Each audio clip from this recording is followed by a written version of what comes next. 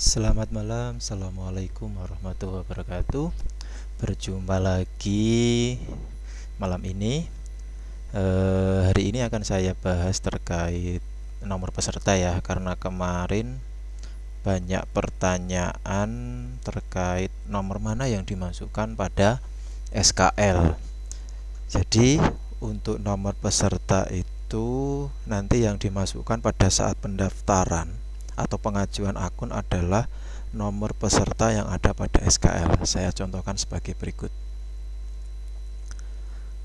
Misal, mungkin nanti di SKL atau surat keterangan kelulusan itu ada penulisan nomor yang seperti ini ya, ditulis panjang. Sebenarnya kalau normalnya itu nomor kelulusan ya seperti ini. Angka-angka ini mempunyai maksud, jadi punya arti masing-masing kode. Contoh, kalau penulisannya seperti ini, angka 1 ini menunjukkan adalah jenjang. Kalau 1 itu jenjangnya SDMI. Kalau depannya 2 menunjukkan jenjang SMP MTS. Untuk 3 itu SMA MA, 4 itu SMK. Nah, jadi artinya mempunyai kode dan arti. Angka berikutnya yaitu 20. 20 ini menunjukkan 2 digit terakhir tahun kelulusan. Kalau sekarang lulusnya tahun 2020, berarti 2 digit ini 20. Tapi kalau lulusan tahun kemarin, berarti 19. Berikutnya kode 03. Kalau untuk Jawa Tengah, jadi 03 ini menunjukkan kode wilayah Jawa Tengah. Jadi untuk lulusan Jawa Tengah pasti kodenya 03. 2 digit selanjutnya angka 23. Angka 23 ini menunjukkan kode wilayah kabupaten kota. Jadi masing-masing kabupaten kota itu mempunyai kode tersendiri. Kalau di Kabupaten Demak atau Kudus ya kodenya berbeda lagi. 4 digit berikutnya ini menunjukkan kode sekolah. Jadi setiap sekolah itu mempunyai kode sekolah. Kalau lulusan tahun kemarin, di sini kode sekolahnya pasti 3 digit. Tapi untuk lulusan 2020, kode sekolahnya menjadi 4 digit. Untuk 3 digit berikutnya yaitu sebenarnya ini menunjukkan jumlah siswa nanti ini. Dan 1 digit terakhir ini kode unik. Nah, itu terkait nomor peserta ujian. Lalu nomor berapa yang harus dimasukkan ketika pengajuan akun? Nah, ini nomor yang dimasukkan nanti pada saat Bapak Ibu mendaftarkan putra-putrinya atau adik-adik ketika pengajuan akun PPDB online SMP. Nomor yang digunakan adalah 10 digit, dihitung dari digit paling terakhir. Jadi 1 tanpa tanda penghubung ya. 1, 2, 3, 4, 5, 6, 7, 8, 9, 10. Jadi jumlahnya adalah 10 digit. Nah, nomor ini yang nantinya digunakan untuk pengajuan akun. Jadi untuk adik-adik, untuk Bapak Ibu, pastikan di SKL itu sudah ada nomor pesertanya, karena itu nanti yang digunakan untuk pengajuan akun PPDB. Nah, jadi ini contohnya ini ya. Jadi jumlahnya 10 digit tanpa tanda penghubung. Jadi nanti ketika memasukkan di pengajuan akun webnya PPDB, yang dimasukkan cukup angkanya saja, tanda penghubungnya dihilangkan. Nah, hari ini ya ada surat edaran terbaru terkait perubahan jadwal. Jadi nanti di web PPDB itu sudah kami update untuk perubahannya. Nah, ini akan saya jelaskan apa saja sih perubahannya. Nah, perubahan jadwal pendaftarannya antara lain sebagai berikut. Jadi, kalau kemarin itu proses pendaftarannya jadi satu, yaitu baik itu pengajuan maupun pemilihan sekolahnya, tanggalnya mulai 8 sampai dengan 11 Juni 2020. Nah, hari ini terkait surat edaran perubahannya dipecah. Jadi untuk pengajuan akun, pengajuan dan verifikasi akun itu dimulai pada tanggal 8 sampai dengan 10 Juni 2020. Jadi Jadi ketika tanggal 8 sampai 10 Juni, siswa pendaftar hanya bisa mengajukan akun dan memverifikasi akun. Tidak bisa langsung memilih sekolah walaupun akun yang didaftarkan sudah diverifikasi oleh operator sekolah. Nah, kapan pemilihannya? Nah, ini. Setelah melakukan verifikasi dan pengajuan akun pada tanggal 8 sampai dengan 10 Juni, tahap berikutnya adalah pemilihan sekolah. Nah, pemilihan sekolah dapat dilakukan oleh siswa atau calon siswa baru pada tanggal 11 sampai dengan 13 Juni 2020. Jadi, tujuannya kenapa dipecah? Agar siswa atau calon pendaftar bisa fokus saat mengajukan akun maupun pada saat pemilihan sekolah. Jadi manfaatkan waktu dengan sebaik-baiknya. Sekali lagi, perubahannya adalah pengajuan akun dan verifikasi akun bisa dilakukan pada tanggal 8 sampai dengan 10 Juni 2020. Nah, untuk pemilihan sekolahnya dilakukan pada tanggal 11 sampai dengan 13 Juni 2020. Artinya pengumuman yang sebelumnya itu tanggal 13, nah sekarang diundur menjadi tanggal 15 Juni 2020. Nah, itu terkait perubahan jadwal. Untuk di situs PPDB sudah kami sesuaikan. Jadi Bapak Ibu atau calon pendaftar nanti jangan bingung ketika sudah mengajukan akun pada tanggal 8 sampai 10 dan sudah diaktifasi tapi belum bisa melakukan pemilihan sekolah. Nah, ini terkait perubahan jadwalnya. Selanjutnya, kemarin juga banyak pertanyaan. Apa sih zonasi itu, Pak? Nah, afirmasi, prestasi, perpindahan orang tua, bagaimana proses seleksinya? Nah, kan saya jelaskan sedikit ya, biar mantep dan paham. Yang pertama, apa sih zonasi itu?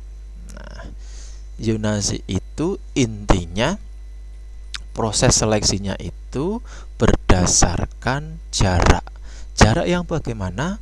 Jarak titik koordinat tempat tinggal dengan sekolah. Jadi jarak dari tempat tinggal rumah siswa ke sekolah.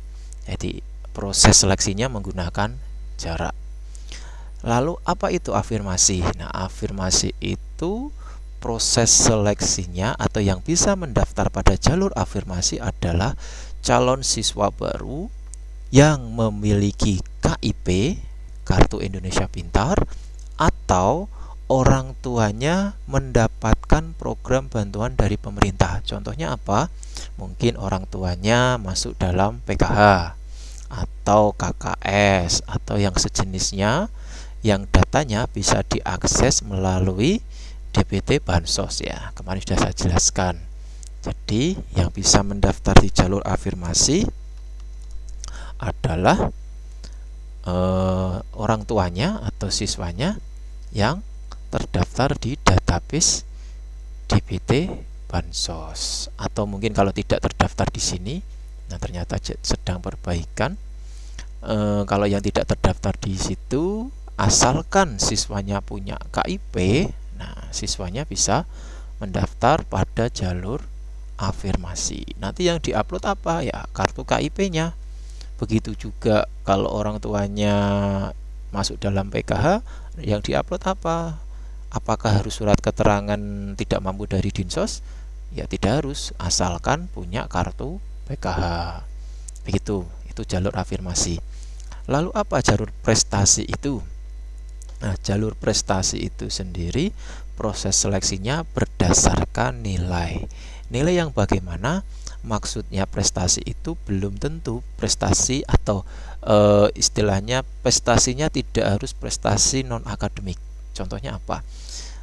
Di SKL itu kan ada nilai siswa ya, nilai rata-rata siswa. Nah, itu juga termasuk nilai prestasi. Kalau siswanya tidak punya piagam prestasi, lomba-lomba, ya berarti seleksinya nanti ketika memilih prestasi ya menggunakan nilai pada SKL. Tapi kalau siswanya memiliki piagam prestasi, ya nanti nilai akhirnya adalah nilai pada SKL ditambah dengan nilai piagam prestasinya, gitu maksudnya. Nah, kalau perpindahan orang tua yang bagaimana? Nah, perpindahan orang tua ini maksudnya istilahnya siswa yang bisa mendaftar pada jalur ini adalah kategori siswa yang orang tuanya itu pindah tugas. Contoh, kakaknya ada di Batang. Nah, dulunya bekerja di PLTU Batang, terus mendapatkan surat mutasi ke PLTU Jepara. Maka ketika siswa mendaftar bisa memilih jalur perpindahan orang tua. Yang diupload apa? Berarti SK mutasi orang tuanya yang diupload pada saat pendaftaran. Bisa jadi selain pekerja swasta, pekerja negeri juga bisa. Contohnya, orang tuanya itu kakaknya di Bandung, terus ditugaskan di Jepara atau mutasi kerja di Jepara sebagai jaksa. Maka yang dilampirkan juga SK mutasi orang tuanya. Nah, itu terkait pemilihan jalur-jalur pada PPDB online tahun ini. Dokumen apa yang harus diupload? Nah, kalau zonasi, minimal dokumen yang diupload adalah 3, yaitu kakak orang tuanya, dan pastikan nama anaknya masuk di kakak itu. Jangan sampai antara data di kakak dengan biodata siswa ternyata siswanya tidak ada di kakak. Nanti ketika Bapak Ibu upload, nanti akan ditolak oleh admin sekolah. Dan intinya kalau memilih jalur zonasi itu, pastikan nama anaknya masuk di kakak, gitu ya. Jadi dokumennya ada 3. Yang pertama adalah kakak. Dokumen yang kedua adalah SKL, di-scan juga atau difoto, yang penting tampilannya jelas. Formatnya JPEG, ukurannya maksimal 1 MB. Dan dokumen yang ketiga adalah KTP orang tua atau wali. Itu syarat minimal yang harus diupload ketika memilih jalur zonasi. Selanjutnya, kalau siswanya memilih jalur prestasi, ya, kalau memilih jalur prestasi, tadi sudah saya sampaikan, tidak harus memiliki piagam prestasi. Jadi kalau tidak punya piagam prestasi, ya pada saat memilih jalur prestasi tidak perlu mengupload piagam prestasi, karena prestasi itu sendiri, SKL itu termasuk prestasi, nilai pada SKL. Kalau memilih jalur afirmasi, ya tadi yang diupload adalah tambahannya. Kalau nggak KIP, kalau siswanya punya KIP, ya KIP. Kalau orang tuanya masuk kategori PKH, ya yang diupload kartu PKH-nya. Begitu juga jalur perpindahan orang tua. Nah, itu terkait sedikit penjelasan terkait jalur-jalur pendaftaran pada PPDB. Selanjutnya, di PPDB ada menu baru. Nah, ini ya. Kemarin sudah tak jelaskan bagaimana cara mengajukan akun. Kalau mengajukan akun kan tinggal klik ajukan akun. Nanti masukkan di sini nomor peserta ujian 10 digit. Namanya kayak tadi yang saya jelaskan. Pilih kabupaten, dalam kabupaten atau luar kabupaten. Lalu pilih jenis lulusannya itu reguler atau paket. Dan yang ketiga, tahun lulusnya. Nah, setelah ini diisi, nanti akan mengisi biodatanya. Setelah mengisi biodata, dilengkapi upload dokumen, maka langkah terakhir adalah mencetak. Nah, ketika mencetak, lalu dicek apakah akun yang diajukan oleh calon pendaftar itu sudah diverifikasi oleh operator sekolah atau belum. Ngeceknya lewat ini, cek verifikasi akun. Nanti masukkan nomor peserta dan kode token. Token didapat dari mana? Pada saat mencetak kartu pendaftaran, itu ya. Nanti klik cek akun. Ada menu baru. Nah, kalau kemarin kan belum muncul cek ajuan akun. Nah, sekarang ada menu baru namanya cetak ajuan akun. Ini fungsinya untuk apa? Fungsi menu cetak ajuan akun ini adalah dapat digunakan ketika siswa atau calon pendaftar lupa mencetak bukti pendaftaran setelah pengajuan akun. Nah, karena mungkin cepat-cepat sehingga lupa mencetak. Maka ketika lupa mencetak dan yang diajukan itu sudah diverifikasi oleh operator sekolah, maka siswa tersebut kan tidak bisa melanjutkan ke tahap berikutnya. Kenapa tidak bisa? Karena tidak tahu tokennya. Kalau tidak tahu tokennya kan tidak bisa melanjutkan ke aktivasi akun. Makanya menu ini, cetak ajuan akun ini digunakan untuk mencetak ulang bukti pendaftaran. Caranya tinggal klik cetak ajuan akun, lalu akan tampil seperti ini. Masukkan nomor peserta, dan kunci yang kedua adalah tanggal lahir. Nah, kenapa harus ada ini? Tidak hanya ini saja, tujuannya agar data yang nomor Bapak Ibu kan mungkin ada yang tahu. Jangan sampai datanya nanti disalahgunakan oleh orang-orang yang tidak berkepentingan. Makanya kami tambahi untuk verifikasi bahwa yang bersangkutan ini benar-benar pemilik nomor peserta ujian itu adalah tanggal lahirnya. Nanti tinggal masukkan ini dengan ini, lalu masukkan kode, cari akun. Nanti akan muncul menu untuk cetak ulang bukti pendaftaran akun. Nah, itu ya. Itu terkait penjelasan terkait menu baru. Yang selanjutnya di aturan. Nah, di sini sudah saya tambahkan lagi video tutorialnya. Kalau mungkin belum paham, nanti silakan dilihat-lihat saja, dipahami setiap kalimatnya. Jangan sampai nanti pada saat pendaftaran lupa caranya. Selain itu, di jadwal ini sudah kami sesuaikan jadwalnya, ya. Pengajuan akun 8-10, verifikasi, pendaftaran, dan seterusnya. Lokasi, ya, di lokasi ini kami sudah tambahkan nomor kontak person sekolahnya. Misalnya nanti bingung caranya bagaimana, bisa langsung telepon ke sekolahnya. Alur juga sama. Pagu ini sudah kami sesuaikan sesuai daya tabung yang sebenarnya. Nanti bisa dilihat-lihat dulu daftarnya. Nah, menu daftar ini nanti akan nonaktif pada saat tanggal 8 angka nonaktif ya, nonaktif pada tanggal 8-10. Jadi aktifnya nanti pada tanggal 11 Juni sesuai jadwal tadi. Seleksi masih sama, statistik juga sama. Selanjutnya misalnya Bapak Ibu bingung caranya bagaimana, seperti apa, bisa juga ditanyakan melalui menu ini, pesan Anda. Nah, silahkan nanti diisi di sini, buat pesan, namanya siapa, emailnya apa, judul pesannya apa, isikan pesan yang jelas. Jadi pertanyaannya yang jelas. Kalau tidak jelas, kami juga bingung ketika mau menjawab ini maksudnya apa. Nanti minta tolong ketika menggunakan fasilitas tanya lewat pesan, isikan pertanyaan yang sejelas-jelasnya.